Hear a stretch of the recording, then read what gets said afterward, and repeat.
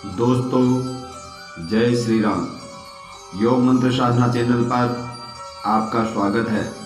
भीष्म पितामह को क्यों मिली अंत समय में बाणों की सैया?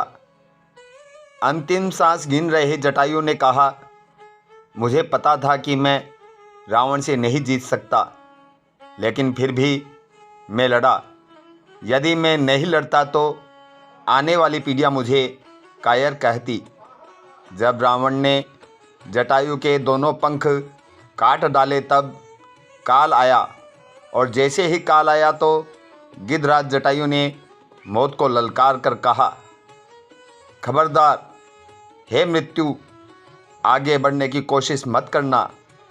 मैं मृत्यु को स्वीकार तो करूँगा, लेकिन तू मुझे तब तक नहीं छू सकती जब तक मैं सीता जी की सुधि प्रभु श्री राम को नहीं सुना देता।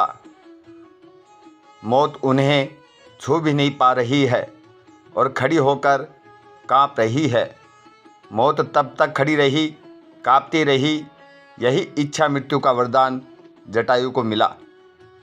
किंतु महाभारत के भीष्म पितामह बाणों की सैया पर लेटकर मौत का इंतज़ार कर रहे हैं। आँखों में आंसू हैं, रो रहे हैं। भगवान मन ही मन मुस्कुरा रहे हैं। रामायण में जटायु भगवान की गोद रूपी सैया पर लेटे हैं। प्रभु श्री राम रो रहे हैं और जटायु हंस रहा है। कितना अलौकिक है यह दृश्य। वहाँ महाभारत में भीष्म पितामह रो रहे हैं और भगवान श्री कृष्ण हंस रहे हैं। भिन्नता प्रतीत हो रही है या नहीं? अंत समय में जटायु को प्रभु श्री राम की गोद की सैया मिली, लेकिन भीष्म पितामह को मरते समय बाण की सैया मिली।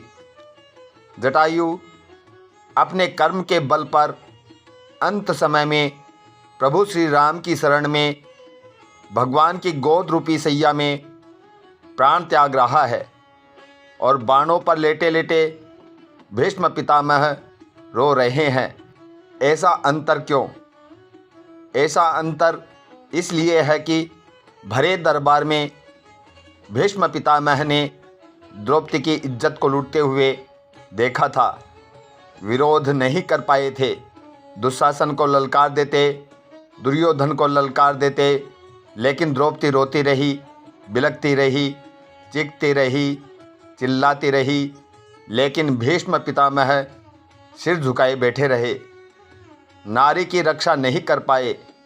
उसका परिणाम यह निकला कि इच्छा मृत्यु का वरदान पाने पर भी बाणों की सैया मिली, और जटायु ने नारी का सम्मान किया, अपने प्राणों की आहुति दे दी।